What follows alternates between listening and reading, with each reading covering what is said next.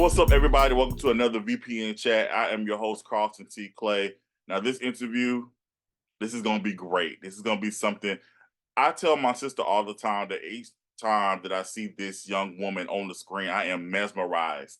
Like, I am just enamored whenever she appears on the screen. I'm so excited. If you look on my wall, you probably guess who I'm talking about because, like, she's literally on my wall, all over my wall, all over the movie poster wall. But let's give it up. I want to bring to you Miss Caranita Harrelson, also known as Bird. Hey, Hey, how you doing?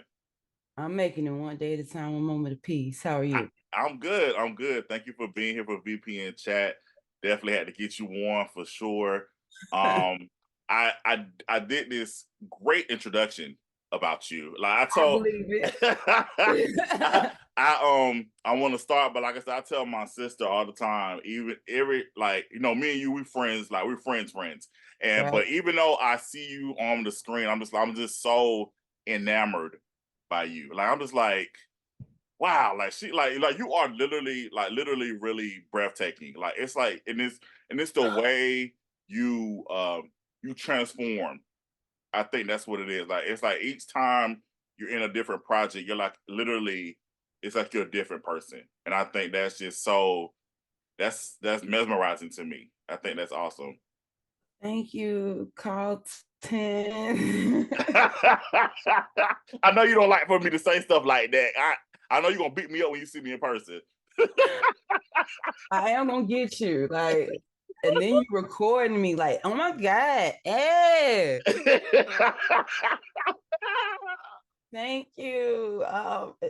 This should be a test to anybody who comes in the inbox and it's just like you're they send the compliments like it's the same thing. It's just like, oh man, yeah, I definitely don't know how to take them just yet. Cause to me, it's just like I'm literally it's become my therapy, my outlet, Mhm. and my escape from a lot of things becoming these characters. So I really um I'm appreciative. Don't get me wrong, like I'm very appreciative. I'm overwhelmed with the response. Uh but yeah, I guess it's just something that I've always I don't know, I've always been aspiring to entertain and I feel like that's just I'm just doing my job and Mhm. making people smile and entertaining them that's just it's just what I do. So speaking of, so you're actress, singer, songwriter, all that stuff. How did you get started? Like, how did you get started with, or what made you want to pursue this career? So as an adult there have been as an adult reflecting on my past and my career, there have been pivotal moments that I can actually pinpoint to where, okay, this is where I decided to move in this direction and move just in that. So I will say that I was a singer first. I was an artist. I was so determined to become this artist and something that people could be proud of and was more so very independent. I was never wanting to like don't get me wrong, like I everybody has a little dreams like, oh, I want to be on Bad Boy or so deaf and so on and so forth. And like I had my little things where I just wanted to be with Jive one time and then I just wanted to be the lady on what is it? It was a Shady Records with Eminem. Hmm. Either way, and then as I became a very young adult and learning the business side of it, I realized I was like, oh no, I really would rather be independent and have them come to me if it's meant to be that way. So I started off as an artist and my mom made me go to church, of course, to give my gifts back and also hone in my gifts and just basically she said this is what you want to do, tell God and let him lead you. From there I went from singing in the church, then I became a very, very young audio engineer, fully working before I got out of high school. Like I would go to school during the day, and then immediately after school, I was right into that studio until the wee hours of the morning, and then go back to school the next day. And that was my whole entire crash course senior year. Before I decided, like, well, I would just go to school and get a degree, like a official degree for recording engineering, and so on and so forth. So, of course, life's things that I thought would occur either didn't, or they didn't occur the way I thought they were supposed to. And I'll never forget, I went to A&T for broadcast production. I was at that point thinking I can get into radio. Somebody said that I had the voice for radio and that they would listen to me in the morning. So I took that to heart and just started moving towards the steps towards that. And then I remember speaking with Miss Frankie Day at A&T, God rest her soul. Wonderful, wonderful professor of theater. I forgot what I was even interviewing her about. Mind you, I'm in school, project after project after project that I have to turn in. And with every project, there was also always some type of creative entertainment part to it that was more true to my aesthetic as a performer. So while I was sitting there talking to her, she was like, what's your major? And I said, I'm in broadcast production, I'm getting into radio. She didn't know, my full plan. I had a full plan behind that. So she sat up there and told me that, well, I think you've missed your call and you were supposed to be in theater over here with us. Because I was cutting up so bad in her office. And it stuck with me because I let her know then, right then and there, almost as if somebody else was speaking through me, and said, ma'am, as long as I'm on the top side of this brown and I wake up every morning with everything that God gave me when I went to sleep, then that means I haven't missed a thing. That call is still coming. You know what I mean? So that stuck with me when she said that, because I was so beeline into being just simply an artist, a musician. So fast forward to 2016, when we were on your set. I had started watching your series online. This is like the first time I've really kind of like been interested in watching web series, because I kind of like played them all for beforehand. I'll be honest, like web series, and I've been involved in them. I've been involved in them behind the scenes, but at the time I was doing so much running around the streets that it that I'm being honest, I was out and about, like I was out. So I really didn't have the time or the discipline to sit down and watch anything on TV, on my computer. So finally one night, I had nothing to do. It was one of my free nights, and so I was like, well, let me watch an episode or two, because my colleagues, with Eclectic Dynasty, at that point I was with them real heavy, and they were like, watch this series, it's really good, and so on and so forth. I was like, all right, I'm gonna watch it. And I was stuck to my computer for the entire weekend. Like, it had became my favorite thing to do, was basically just pull up to my computer, have my little snacks, and like literally just be like, okay, what else is on YouTube I can binge watch? This is before Netflix, but binge watching was a thing. Like, right. I was binge watching the series, and I had gotten into Lover's Lane, and then I had watched all of that and was like, okay, now I need some more. And I started watching Lion's Den and got excited because Lion's Den at that point was like 67 seasons in at that point. And so I was like, yes, I got a whole series for this. And then Karma became my favorite. To this day, Karma is my favorite. The players that were on there. And that's when I was like, you know, I want to do this. I like maybe that conversation with Miss Day came back up because I don't know where my head was or whatnot. Like I said what I said, but at the same time, I was an artist. So that came back up and I was like, oh, well, I know I can do this and then maybe bring my music in and then so on. So like I had a whole other plan behind it. But then after watching Lover's Lane and getting into Gabe's character, who was such a freaking nasty boy. You just nasty because he was sleeping with everybody on that block. And I was like, yo, he needs a rival. Like, I really feel like he needs a lesbian to come in there and shake things up. That will really shake things up and like really mess with his ego.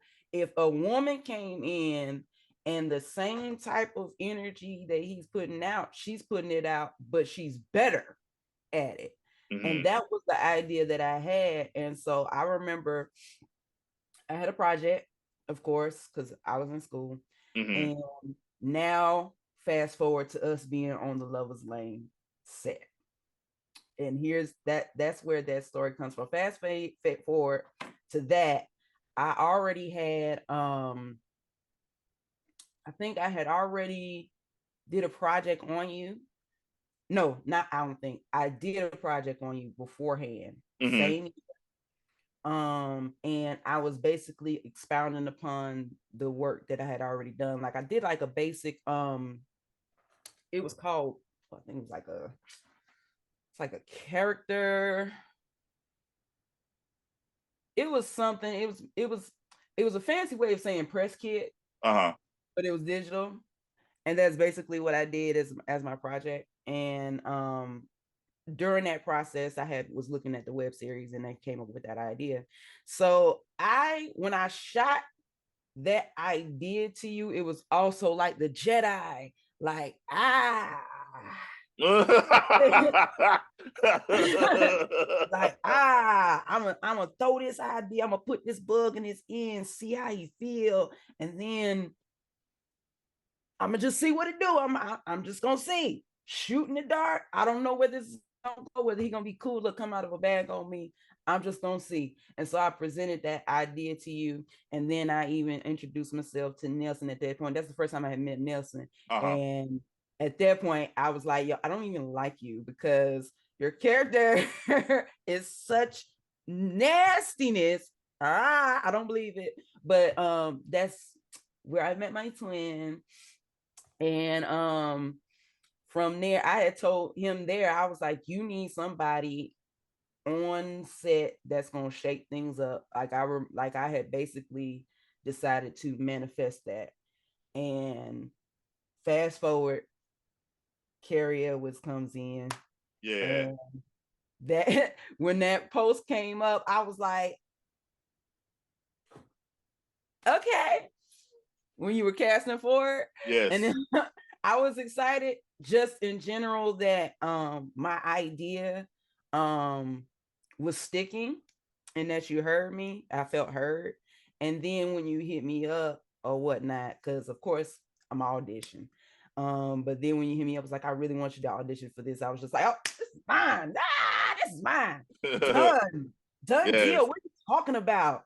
And so that allowed me, because again, I was going through a lot of personal stuff that of course people go through. Yes. And that allowed me to escape and become my therapy. And through that, it just basically helped spark the notion of, okay, yes, you can really do this, you can really show up to say, you can really learn these lines, you can really like the passion that everybody has been saying is here, it has been solidified. Now just move in that purpose. And so that's just been where I've been at for the last 8 years now. Mm-hmm. Since that time. Before then, like I did a movie by accident before that. Was still very proud of that movie. Uh-huh. Okay. Still getting ready. Please believe it's going on Tubi. And it's a classic. How do you do a movie by accident? So funny story. Again. So I'm an artist.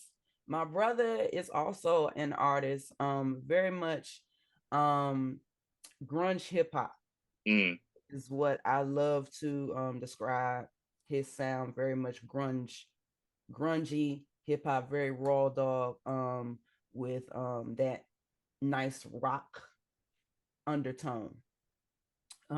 He had an idea of basically an all-female ran gun shop. It was supposed to just be a music video. mm-hmm.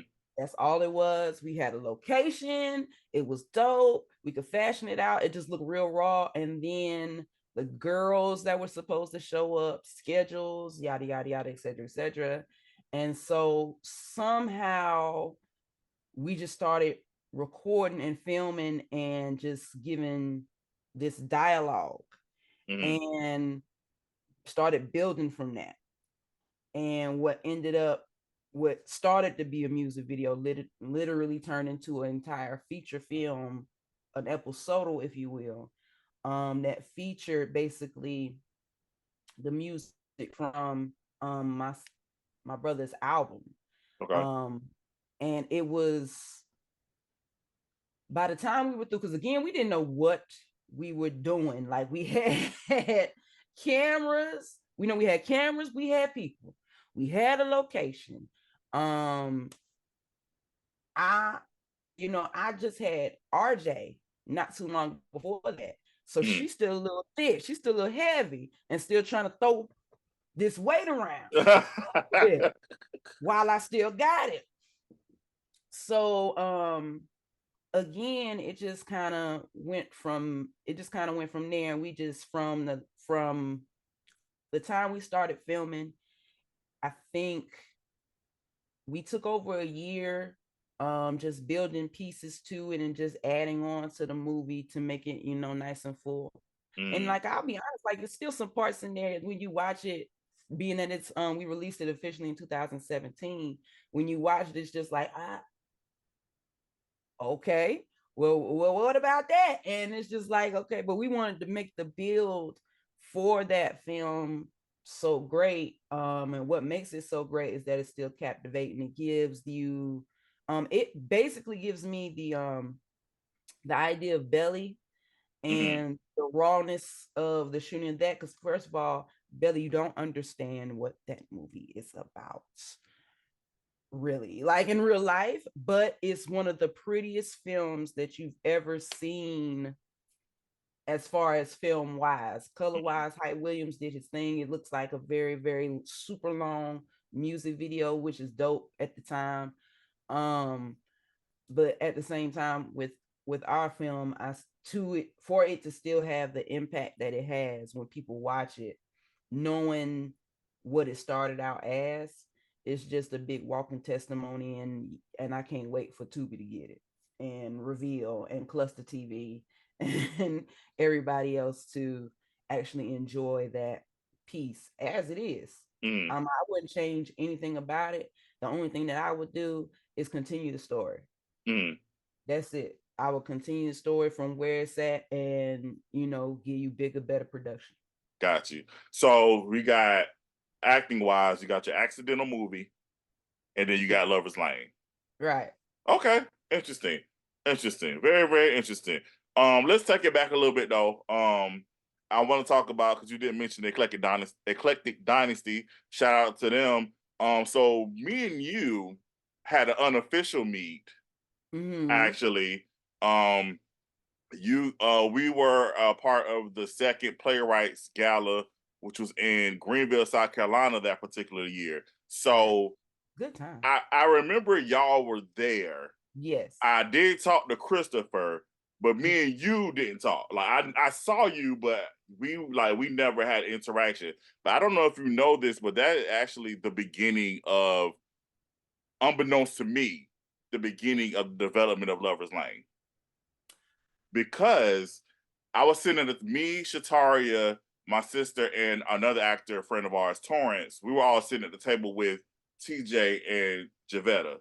Okay. We were all sitting together. So we were just, cutting up, talking, da da da da. Develop, I know Carlos and Tara Sharp hosted that year. So it was just a lot of people that you see on Lover's Lane is because of that event, actually, just because of the connections I made there. And I remember I was like, I really want to do something with some of these people. So that was the beginning of that. So I didn't know if you do that or not. So yeah. So the funny thing about that particular time period, fun times, yeah, she was a whole different person at that time. This is before. And when you saying she, you're referring to you. Referring to me, yes. Gotcha. She was a whole like that. Every time she was a different little monster at that time, who did not know.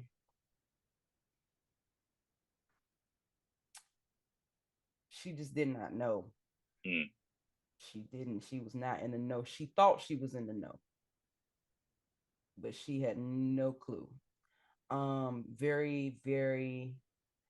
I mean, I've always been a fun person, but at that time in particular, just like I said, due to those events, she was very self-absorbed. So I remember that event. But it's so much that I also don't remember about that event.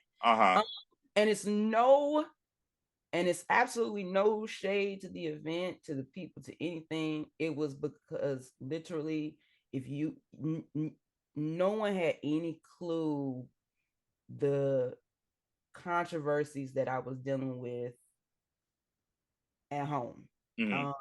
That literally was a like, I can see when I look at the pictures, I can see it. I was just like, oh man, you were going through, boo. You were going through. But it's also, again, I keep those pictures because I got loved ones in there that are no longer with us.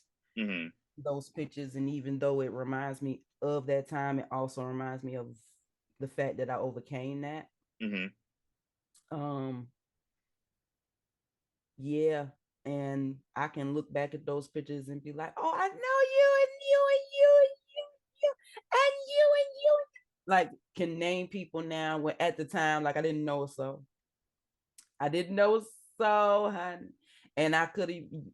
you could have knocked me over with a feather. That's how aloof I was during that time. Very green, very fresh on the scene.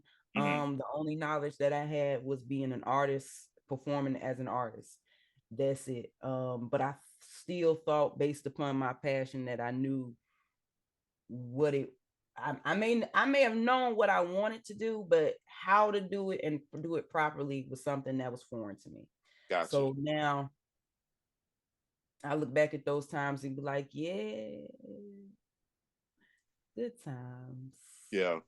I love your transparency and your honesty. That's very important. And also, I didn't know, and even fast forwarding to our actual official meeting, because you and Chris, y'all were on the Love's Lane set, as you mentioned, season 3. Y'all came and y'all assisted, y'all helped out. You actually helping Shay with behind the scenes parody videos, which are still hilarious to this day. So you was helping her with that, and that's what me and you actually had our first official conversation. And I do remember you telling me about, hey, you need to bring this type of character in to shake Ish up. I remember that, and I definitely held on to it. It was one of those things where, like, I tell people all the time, like with the Cunninghams, because I introduced the Cunninghams in season 3, but Yes. I already knew that I wanted that type of couple on the show, but I had to gradually bring it in. So it's the kind of the same thing with Carrie. When you said that, I saw, yeah, that character would be kind of interesting, but we gotta bring that on in. So and we did that with season 5. I didn't, like I said, I didn't know that was your like beginning stages though. I had no idea because I in my head I thought, Officially right, officially I thought you was like already in. already in. You know what I'm saying? So that's good to know. With that said, playing Carrie, you actually also got a nomination off that.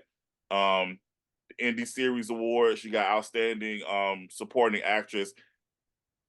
Tell us about how you felt with, first of all, playing that part, because you played it for the last 2 seasons of the show, but also just receiving that acknowledgement. Because that was the first acknowledgement for Victor Productions for that official award show. That was our very, you got us our very first nomination for that. And I actually just shared that memory, Yeah. actually. So how did that, like playing that character, how did that help you as far as your career? Like, how was that for you playing Carrie Edwards? Um, to be honest, just like I manifested it, it felt like it was supposed to happen, the way it was supposed to happen, how it was supposed to happen. To get a nominated for it was, to this day, it's still surreal. Again, here we go with these compliments. Um, it's like, yeah, I'm doing the job that God put me here really to do. Um, just moving in my purpose. It was nice. It was nice. It was nice to be nominated and be acknowledged, and then to actually get out there and see the people that I'm in the same room with and sharing the room with in Mhm. regards to these nominations, um, was absolutely amazing. I got to meet one of my favorite comedians of all time, Michael Coulier. Like, and he was hyping me up, put me on his live, and was like showing support with the nomination. Um, it's, I don't know, like I don't know how else to describe it besides humbling, Mhm. humbling, and just yeah, just the testimony that it's supposed to happen. I'm on the right path that I'm supposed to be. So that's all. How did it go? How did you feel going from being a viewer or fan of Lovers Lane to actually being on it? Like I said, you actually watched seasons 1 through 4, and then here you are, you on 5 and 6. Like, how did that transition go for you?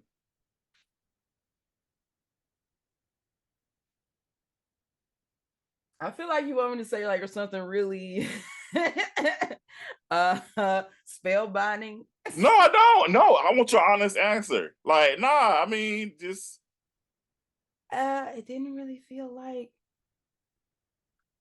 um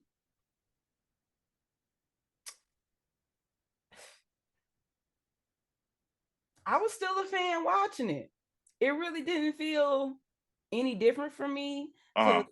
mind you, like I didn't read the entire script for that purpose because I am a fan. I do watch the series, so I'm gonna read my part and know what my character is supposed to know. Mhm. But if my character technically ain't supposed to know this anyway, then I don't need to read this part. And you know what I'm saying? I could find Mhm. out and just look. So watching it back, and being on the show, um, I mean, it was exciting, of course, but at the same time, I'm still like, well, child, what's going on with these Cunninghams? So, like, what's with that? Carrie, I'm with you. I'm with you. Love you. Going back to these Cunninghams though, like what's going on with that? Like, girl, you said that you was pregnant. Is that what I heard? Like, yeah, I was into the show, like in it to win it. And to the point that I'm able to step outside myself, because when I'm playing these characters, it's just that I'm playing a character. This is not me. So I can literally look back objectively, um, even when it's my performance, and I'll make and comment. Like Carrie was a hoot. Carrie was a hoot for me. Looking back at her and was like, oh girl.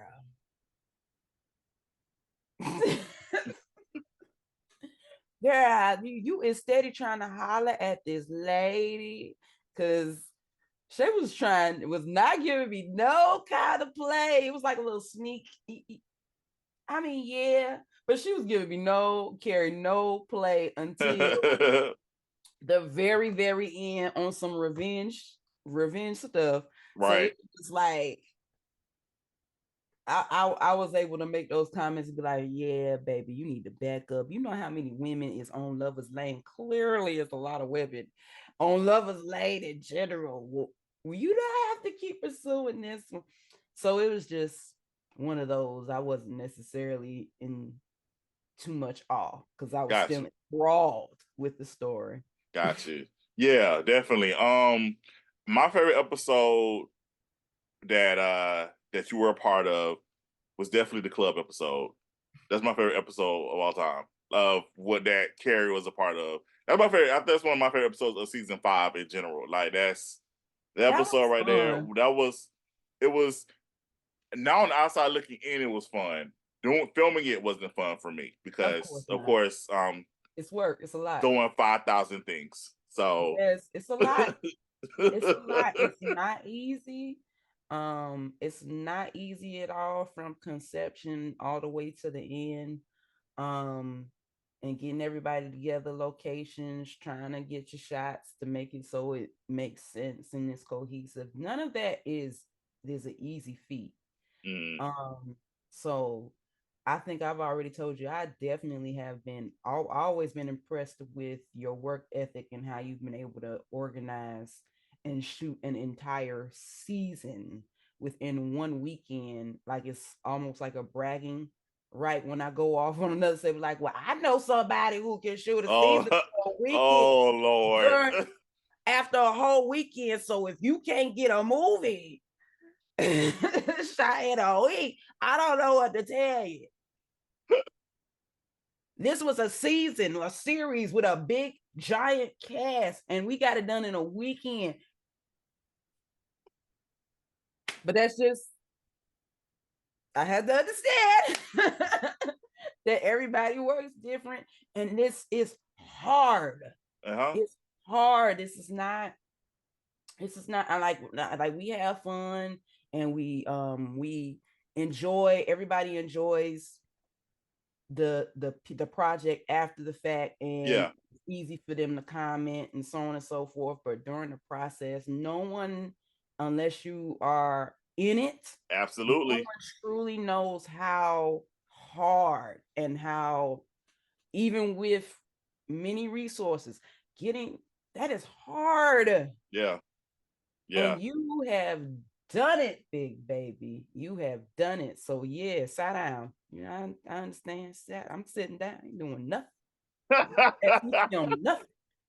I definitely understood that. I ain't mad at you, not at all. Like, because it's the same. I mean, because it's the same thing with my music. Because no one knew that I silently retired from music. Mhm. Silently. I'm coming back, but I'm on my way back.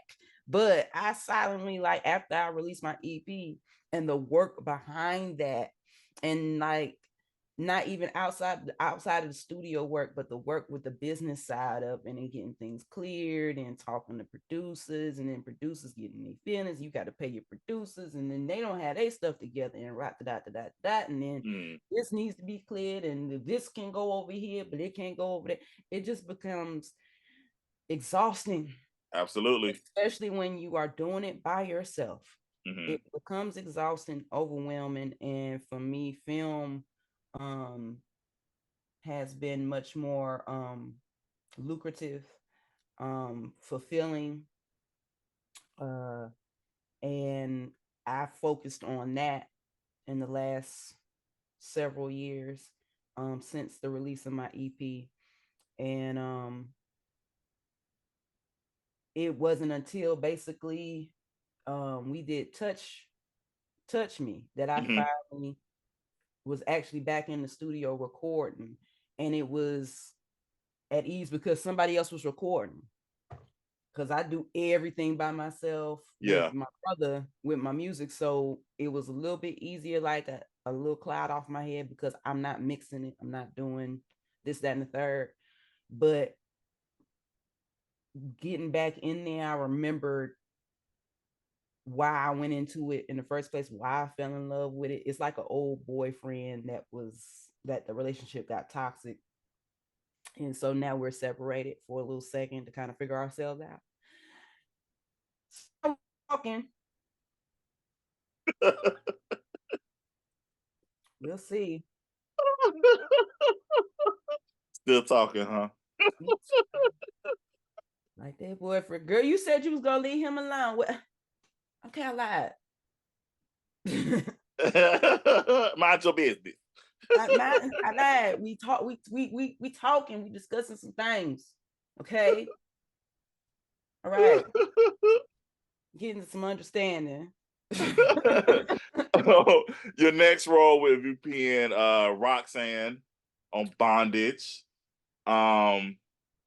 Yeah, we got to get into that because, like, again, again, I know you don't like compliments, but the transformation from Carrie to Roxanne is like whoosh. It was like complete, and it was at that moment I knew. I would say, okay, this she's one of them. She really can. She. I was like, Bird is, yeah. That's all I got. I was like, yeah, like that's it. But yeah, talk about Roxanne. Talk about that experience again, because you came. We mentioned her briefly in season one. It was a mention, Right. but she came in on season two. It was like, okay, here we go. All right. So I came in on Bondage. I had not seen the series. I had seen I had seen the trailers, and I kind of knew what it was about, but I didn't, because Bondage only had one season and I was a binge watcher, and I was like, nope, I won't. I want a series with a few seasons, so I had not watched it. But when I got on set, I finally watched it to figure out, well, what was happening, because I think you had filmed a scene, and no, we had filmed my scenes first, and it was love scenes that I had to do, kind of intimate scenes, and Yeah. I was still green on those. I had never at that point, but I didn't have any blocks at all, so it was like I was free to do whatever, which was intriguing, so I want to take advantage of that. So wanted to take advantage of that. With Roxanne, I will say that was a challenge, because especially through developing her throughout the season, because on paper, Roxanne to me was very sexy, very sensual, but she was also naive. Mm-hmm. At the time, I didn't see myself as sexy, and I damn sure wasn't naive. So it was a challenge. It was like, okay, how, especially again, being an outlet, how do you bring this out or this person out that you don't really know, or so on and so forth. It does help to have attractive supporting people on set. Shout out to Brent. Uh, does help. Um, that first season, I think she spent the majority of it in the bed, um, with just the shirt on, Mm-hmm.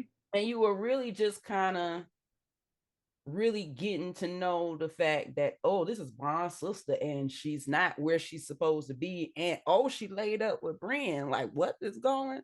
What's going on here? And Mm-hmm. Brian is the son of a madam. Does she know this? Like, you finna be pipped out. I had a lot of commentary on the side. Please check out my reviews, Bondage, on YouTube.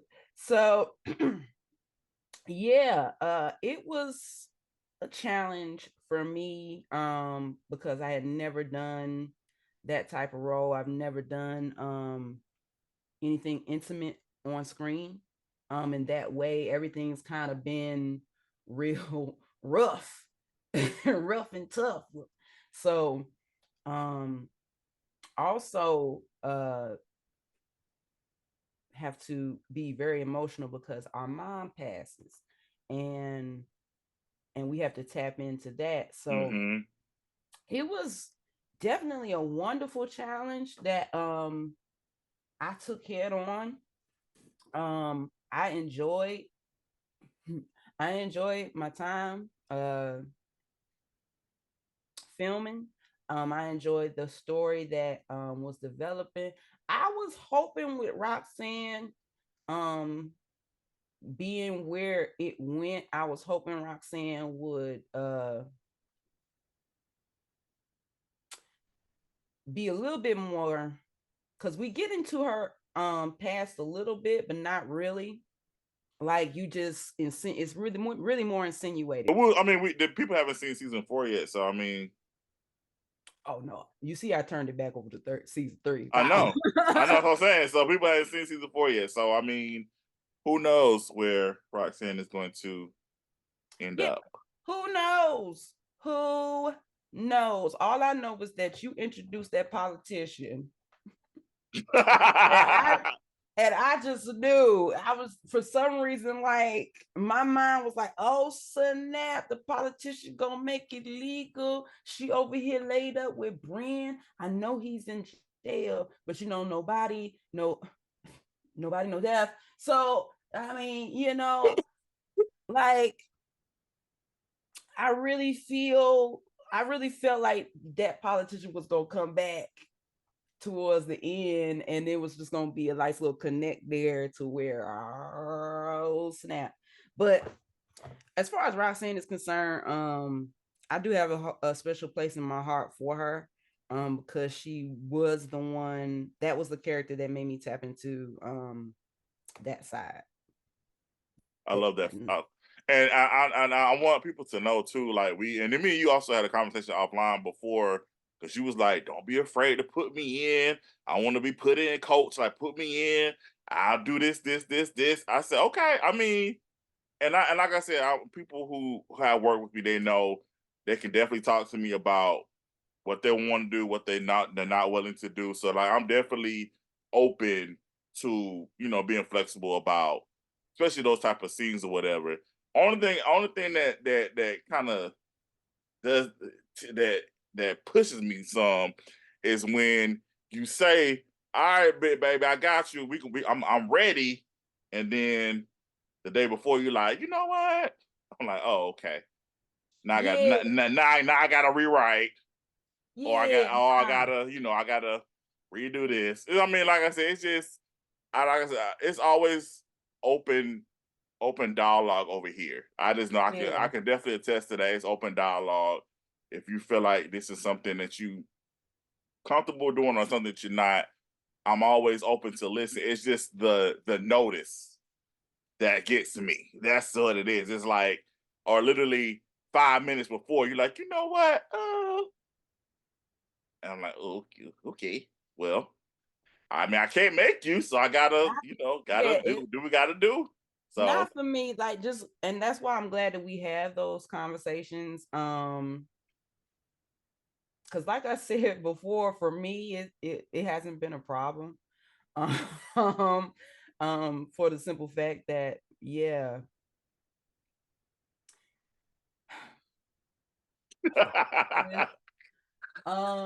Yeah, how do I say this?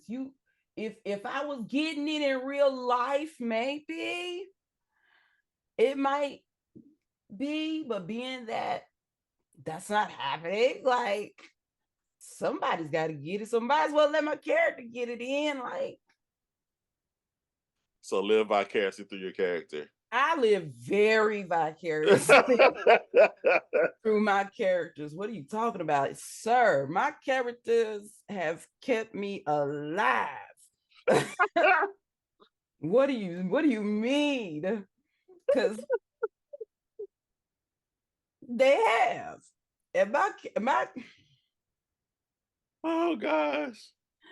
Uh, I I remember what was it? And then what makes it so bad is that people will look at it and be like, oh gosh, y'all really getting it in and this, that, and the third. And then they assume that, nah. and then it's just like wah wah wah. No, sorry. But I had this conversation. I mean, we talked about this. I've talked about this with some actors. Those type of scenes are not sexy at all. They're super uncomfortable. From my perspective of shooting it, I'm all up in, like, I'm having to like I have to be uncomfortable. Like my body literally, I have to stretch my body and, Just to get up in there. contort my body just to get shots. That way, so that way it doesn't look like a pornography. I have to make sure that this is not, it has to be shot at different angles. So like it's very uncomfortable. It's hot. Like I'm sweating. It's like I'm not even really doing the motions. I'm just like, let's move it, but I'm And all hot. it's always more people in the shot than it looks. Right. We just Like, happen to be in the independent space, so it's literally just me. But like if you're actually like on a set, of course you yeah, got the audio. Well, we just shot when we shot the assistant too. It was more people like Melvin was in there this time. Melvin With was there, so it was a lot trying to and coordinate all that. I needed support at that point because it was just so bad. Yeah. At the moment, and I was just like, yeah, so let me have an intimacy coordinator over here on the side just to keep Right. me in check. Right. Right. Just so because It's a lot. it's a lot. I'm telling y'all, like I said, what y'all see on the TV screen is not what It's it is. It's nothing like not what it that. is. I'm telling you. It's I'm telling you. So we're gonna get into that also shortly. But you've also done some films, of course. I in the introduction, I pointed to my wall. Like right, you're literally like all up on my wall. Um, you got the assistant, Pastor Thorne, the other side of me. I mean, you're in the saved installation. It's not on the wall, but you're in that right. too. I'm in that. So it's so much. Which film project was your okay, it's two-part question. Which film project was your favorite to film? And then which film project is your favorite like to watch? Oh God. Of mine, right? Yes, the ones that you're in. So what else? So we got, I'm gonna list them again. We got The Assistant, Pastor Thorne, The Other Side of Me, and The Saved and the Salacious. I'm talking about the ones that are out because we got more Right. that Yeah, you're of course. in. That you're in. Like you're literally in three of the films. That's like you're in Sisterhood 2, you're in The Assistant 2, and we gotta talk about that because that was actually by accident. And you're in Sweet Mahogany 3, but we'll get to that in a second. But yeah, out of the films that you're in that are already out, what's your favorite one? What was your favorite one to film, and then what's your favorite one to watch?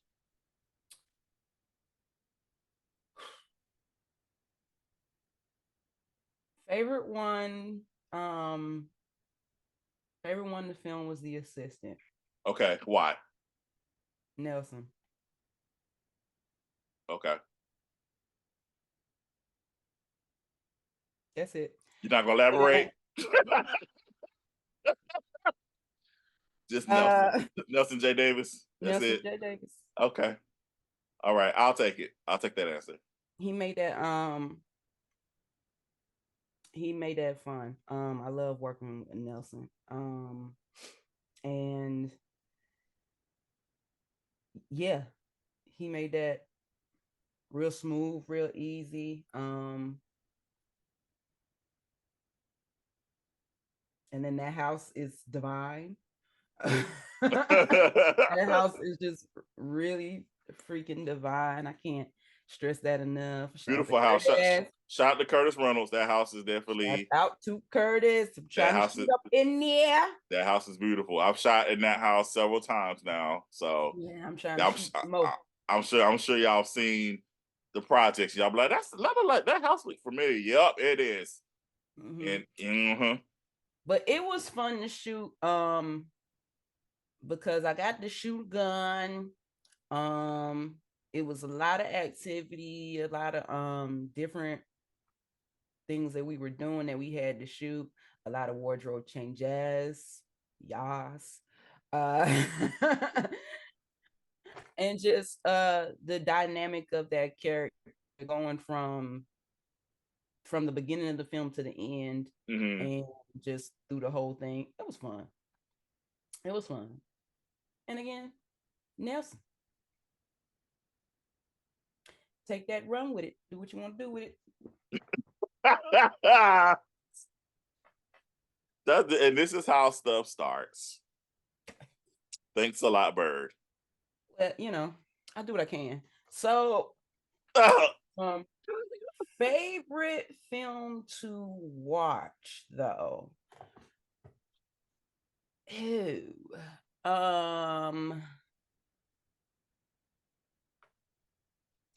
Because I haven't seen Saved and Salacious yet. I'm trying to catch up on all the films. You're busy though. Like, I mean, busy. You're busy. Like, not only were you doing VPN stuff, but you got other products. You work with Nelson. You got other projects you're working on, like you have been working on. You got your own stuff you're working on. Yes. So you are booked and busy, like completely booked and busy. So I mean, I'm not faulting you for not watching. You guys do not charge it to my do not charge it to my heart. I catch what I can. Right.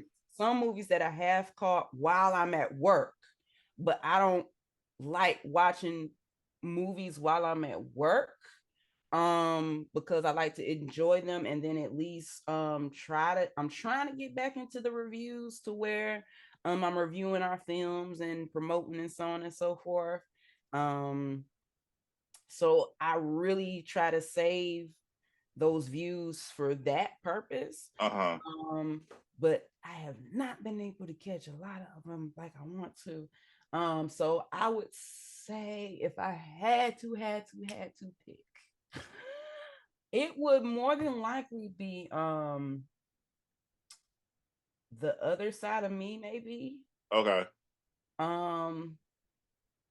I enjoyed seeing you in that. That was different for you. I feel like, I mean, yeah, it still had the sexy undertone, but that was a different character. I feel like that you from what you normally play. Yeah. Yeah. And I like how you portrayed that. I like how you brought Tia to life and how you brought her situation and what was going on with her. Because in all honesty, I mean, me personally, Carlton doesn't fault Tia for what happened because Tia didn't know. Tia had no idea.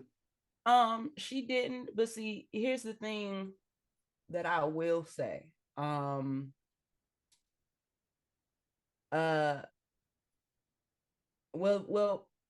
to me, that relationship, watching it kind of was hurtful for the simple fact it was just like, well, damn, did y'all at least try?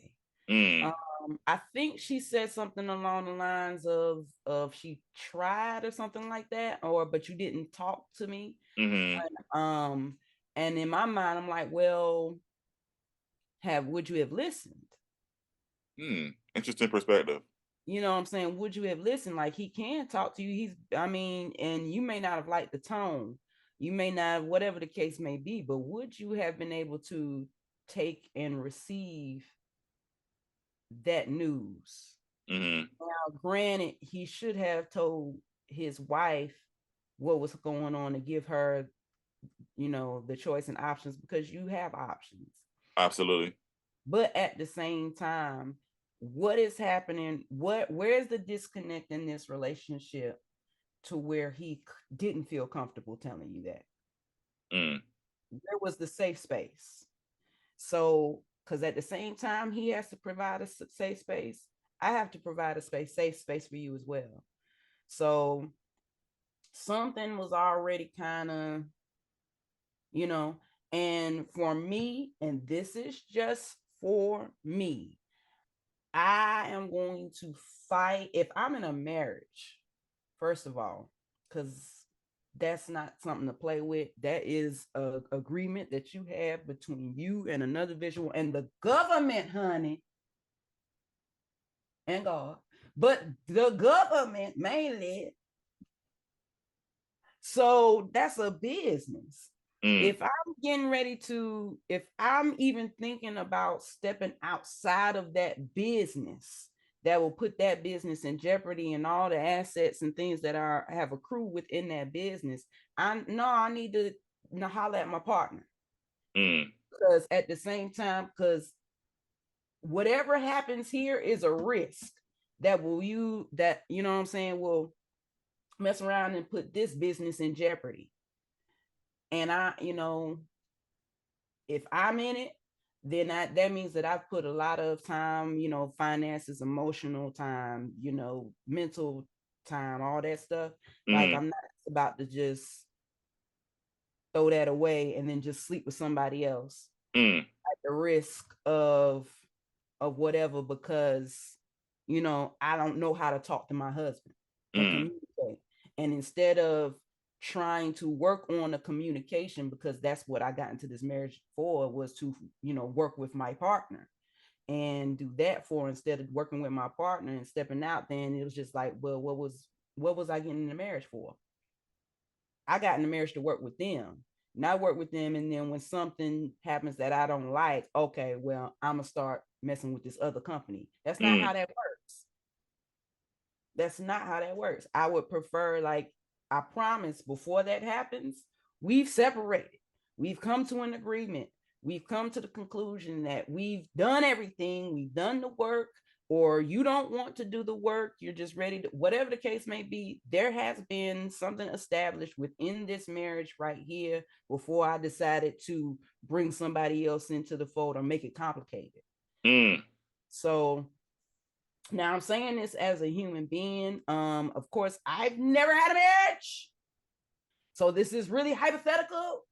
Grain of salt, grain of salt. But that is my simple 2 cents.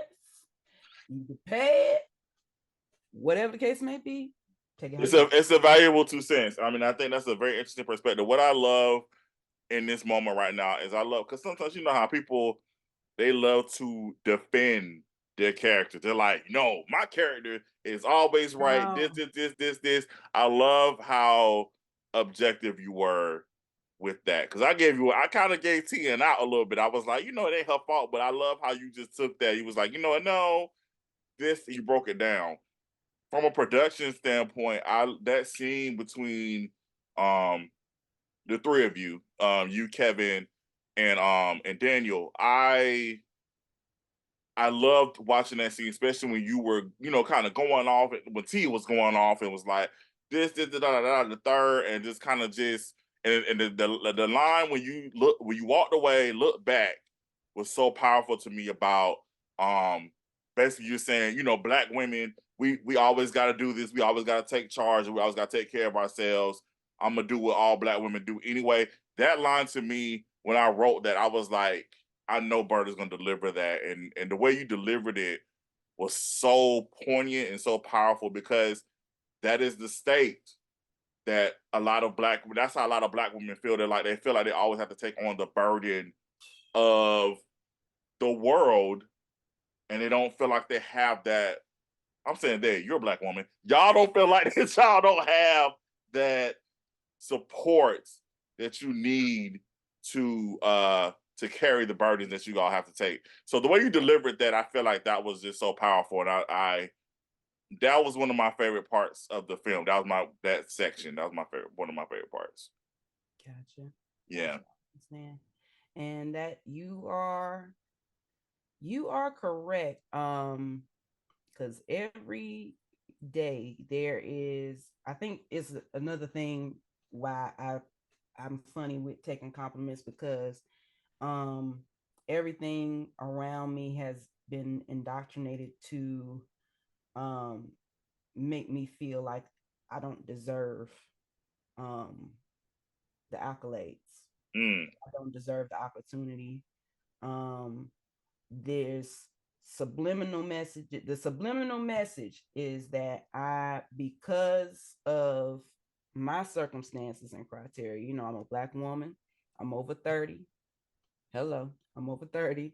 I have a son, so I'm technically a single mother. Like, um, those are the criterias of a throwaway mm, in today's society. mm, I'm not, what I'm saying? I'm not in a relationship or whatnot, so I'm deemed undesirable. I don't have like this shape or whatnot, so I'm not thick. So, you know, being in a conversation full of men where, I like thick women and a little meat on their bones, and here I am skinny mini, like, stuff like that. Or um they tell you, your kinky hair is not acceptable, but then when you put on a lace front, you're trying to be a wannabe. Um, mm. my skin tone, you probably do better if you were a lot lighter. You probably do better if you were just a shade darker, or something like that, because it will make you unique. Um, just it's messages Mm, everywhere, from the time we wake up to the time we go to sleep, that tells us that we are not worth it, that we should not have a standard or have a demand for how we should be treated. We should not aspire to be better than what they tell us we should be. And I know, like, as of right now, my lifestyle of me going on set, and my son is able to stay with his family and so on and so forth. I mean, in real time, for a lot of people, it's offensive. mm, It's almost offensive. But to live on earth and to live in the United States as the person that I am is already an audacity. And so I walk in it, and I stand in it. And I just micro tunnel vision to the people who are very supportive, who are rooting for me, who are counting for me, and people like me, because it's more of us than they know. We make the world go round. We still make this world go round. And if you were to eradicate us today, then that will be the end of the world. mm. Well, I just want you to hear. Again, I know you don't like compliments, so I'm gonna give you one anyway. I don't care. You're gonna take this and run with it. I just want you to know that you are worthy. You are worthy. I don't care. If you want to take one thing from this VPN chat, you Caranita Harrelson. I've never called you by your real name, but this is the first time officially I'm calling you Caranita. You are worthy, and I want you to please understand that, and please just carry that with you, no matter what outside noise is going on. Like you're worthy. Like you are. Like you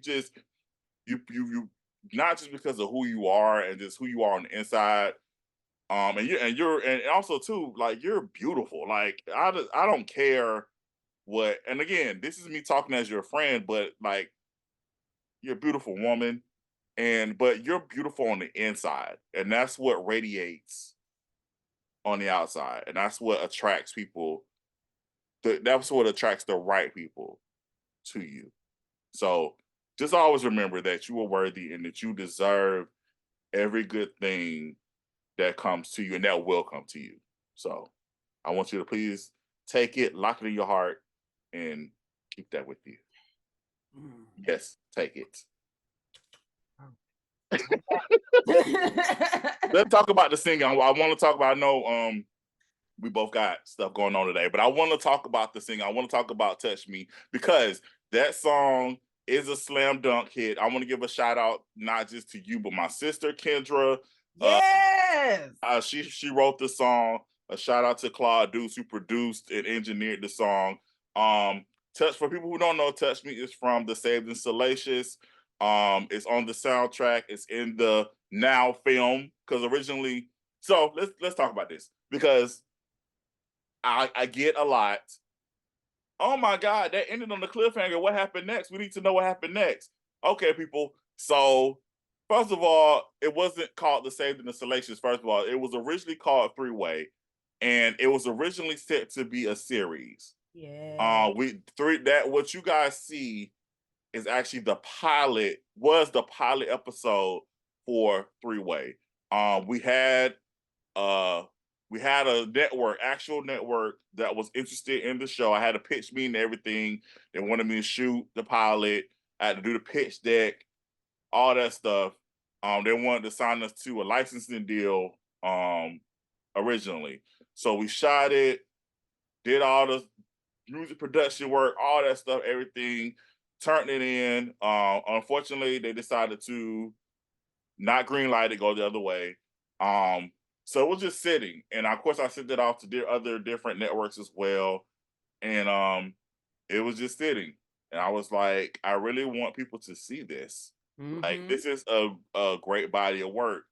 So shout out to Maverick. Um, I pitched it to Erica, and she was like, "Yes, we love it." And so I ended up turning it just like how we did with Sweet Mahogany and Sisterhood. Just ended up turning into a film, and now it's before you today. And again, um, that's why when you watch it, it ends the way it does because it was supposed to be a show. So just for people that watch it and they be like, what was that?" Just want to throw that out there. But particularly the Touch Me, um, again, you briefly talked about the experience of recording it. Like overall, for me watching it, because I'm watching it not only as a producer, but I'm watching it as a proud big brother because my sister wrote that song, and I Right. know how much my sister loves to song. Like she loves writing music. Like that's her heart. She may be retired from music like you right now, but Mm-hmm. she loves writing music. And to me, I always say like she's the best songwriter. I don't care what anybody say. She's the best songwriter ever. Like Kendra has a pen on her when it Right. comes to music. So how again? Let's talk about how was it for you again? Because this you used to doing everything. So you coming in, you already got lyrics. You got a producer ready. How was that whole experience for you coming in and just rocking it out? Because and then you killed it. You came in with the main vocals, the background vocals, all this oohs ahs. It was just that whole experience to me watching it was amazing. So, but how did you feel doing that? Um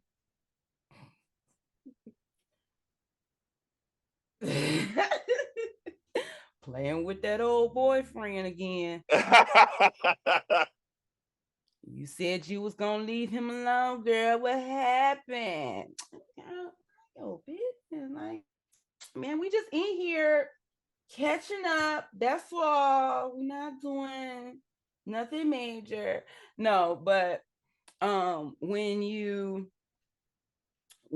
first of all, when you said that when my character was supposed to be singing the song, the first thing I thought of was Do I have to write it? Uh-huh. Do I have to do all? Oh God! Because if I got to do it all, I don't know, Carlton. I don't know, because like now when I write. But as far as writing songs, like it had been a minute, and I had not been inspired to write songs in a long time. So when you said that, that was the first reaction until you said Kendra's writing a song. And I was like, oh yeah, okay.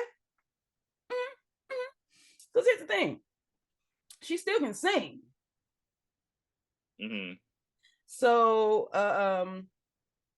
when that happened, and then you sent the song to me, I was like, oh yeah, I can bust this out, because I still like to enjoy. I still enjoy singing and recording. Mm-hmm. At the end of the day, even though it's a lot of work.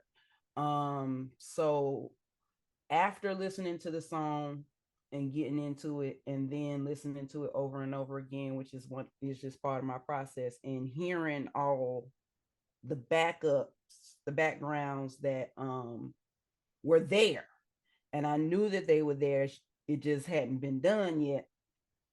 Coming into the studio, I already kind of knew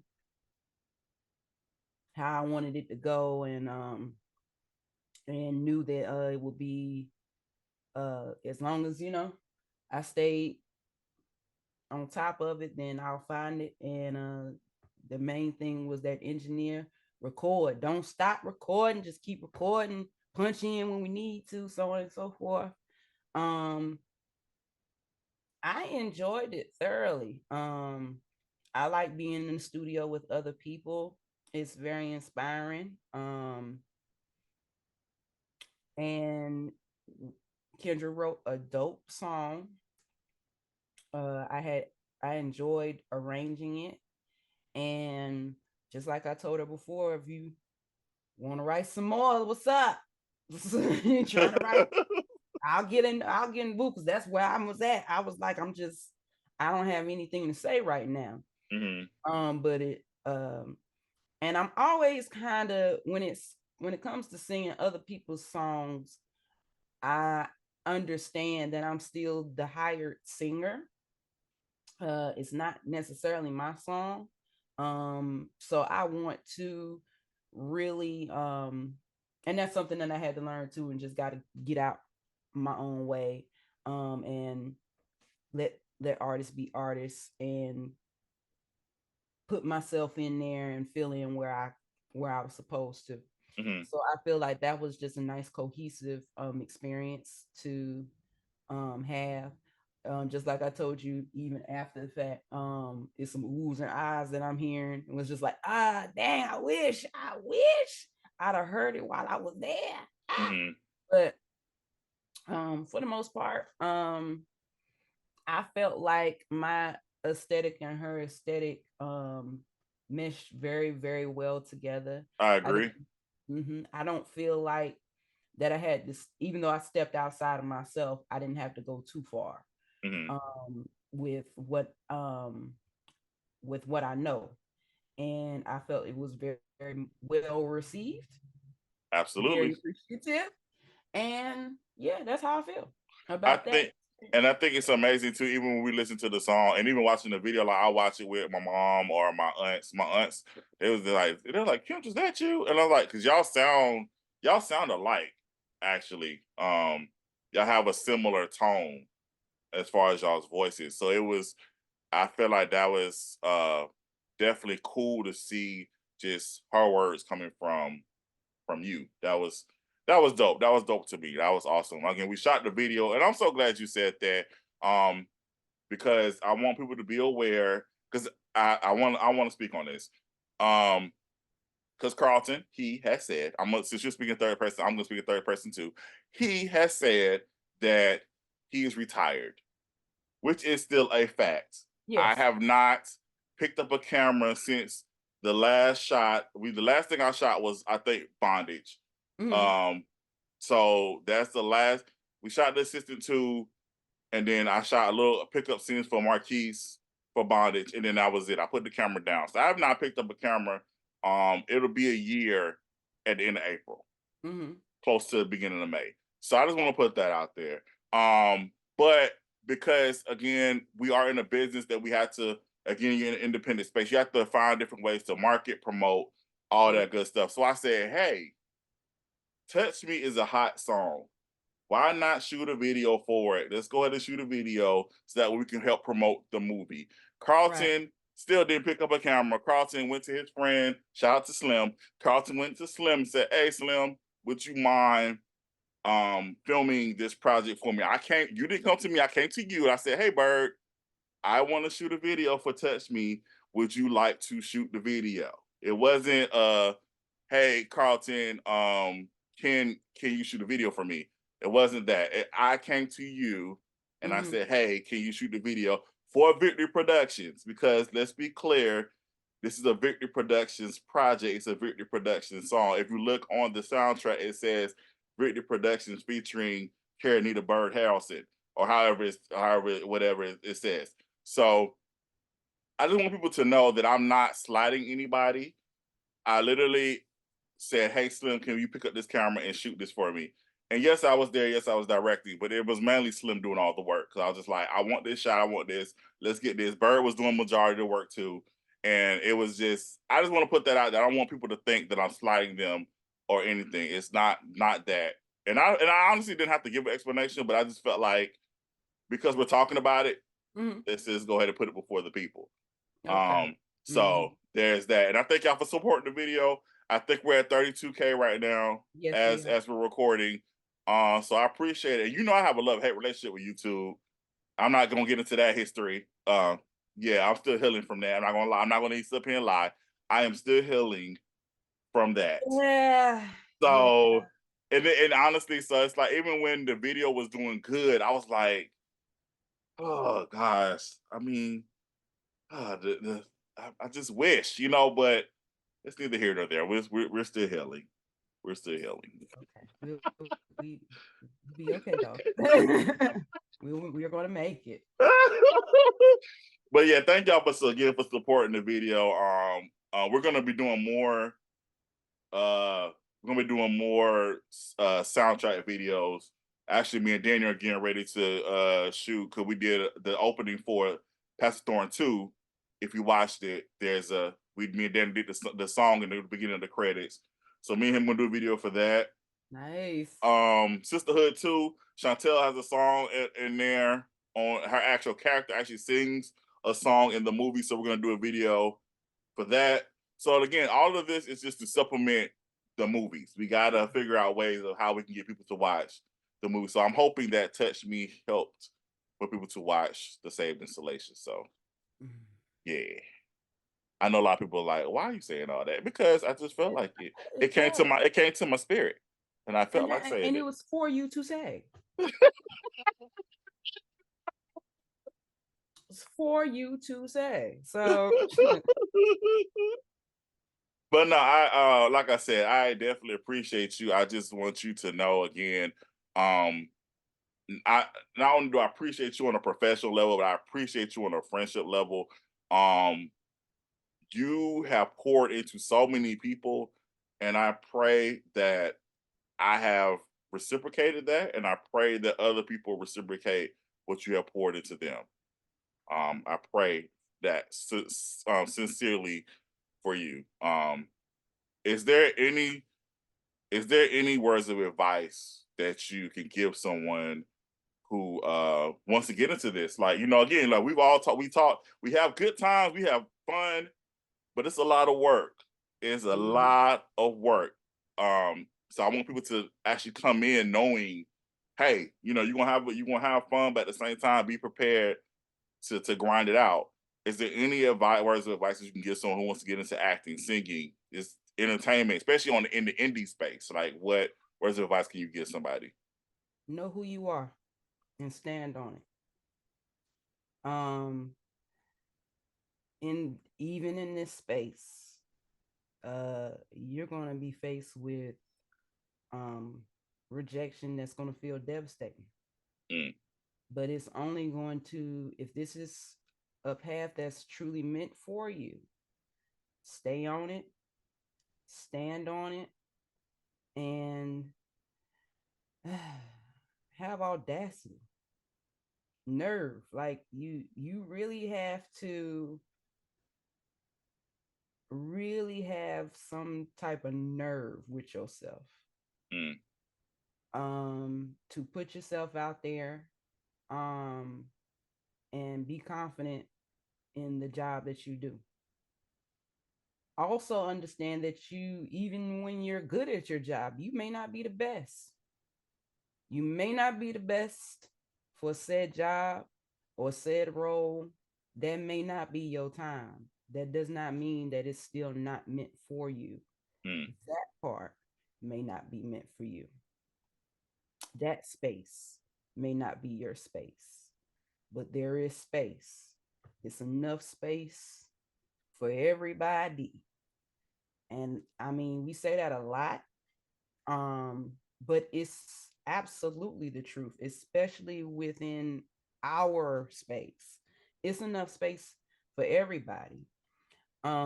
So you are going to be faced with some challenges.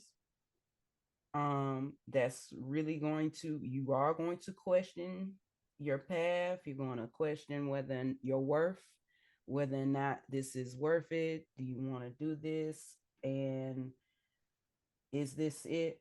I say, if that does not happen for you and you're not asking yourself those questions, no matter the age, that may not even be the profession for you. I don't want anybody to ever get too comfortable. Mm. Always strive to be better than you were this morning. Mm-hmm. And as long as you are striving and climbing for that, what's meant for you will come to you. And I pray that you have the strength and the maturity to keep those blessings. And if you don't, I hope that you have the tenacity and the strength to learn the lessons. Come on. That's a word. That's a word. And I would normally end on that, but I did mention something that we got to talk about briefly, real quick. So you guys will see Bird in a few more VPN films. Again, we mentioned Sweet Mahogany 3, Sisterhood 2, the final season of Bondage, and The Assistant 2. And I had mentioned, I said she's an Assistant 2 by accident. And the reason why I said that, Was it an accident? I mean, it wasn't. I mean, it was ordained to happen. But Right. but originally, the timeline of I this. sworn you posted about it though. No. Almost no. What I mean by the Sister 2 was going to happen, but you weren't supposed to be in it Of originally. course not. Right. That's what I'm saying. So. But I'm saying, I thought you had already posted about The Assistant 2 and me being in it, which I did, but I want the people questions. to. I want the people to understand that's listening to the VPN chat. I'm not giving nothing away, but I Right. know when people see you, they're gonna be like, "I thought she died." Right. That was the concept. And watch it. Watch it. It's all I'm gonna say. Right. Watch it. Uh-huh. But I do want the people to know that Uh-huh. Miss Caranita Harrelson originally was not going to be the Assistant 2, but the powers that be, but God, child. God is. People who are listening, you guys cannot see my shirt. God. You people who are watching, I mean, people who are listening on the podcast, you cannot see the shirt, but it said God is. God is greater. And he said, no, Caranita is going to be in The Assistant 2. Let me stop playing, because I don't want people to think this is a church movement. That I don't want no problems. So hey, Hey, but you gonna know I'm God fearing up in here. Out of all the characters that I done played, baby, Caranita is God No, fearing. absolutely. And I want people to be aware that nothing like I tell people all the time, like my salvation with Jesus is always solidified, baby. Like Okay. don't ever get it twisted. Don't ever get it twisted, baby. He Don't loved me. He loved me too, Miss Gladys. I be trying to tell him at church all the don't don't listen. Okay, that's a whole different pod. That's a whole different episode time. that we could definitely get into. But I just wanted to I mentioned it earlier and I forgot. I was like, oh, I gotta talk about it real quick. Right. But yeah, we are looking forward to seeing you in more in 2024 in this year, not just with Victory Productions and all the other projects that you have Yeah. going on. So we are looking forward to seeing you and continue to conquer the world. That's it. That's just continue to conquer the world. Thanks, Ta- man. take that. Well, oh, that's not. Wait, no, not in this climate. Sorry, I'm sorry, sorry, my bad.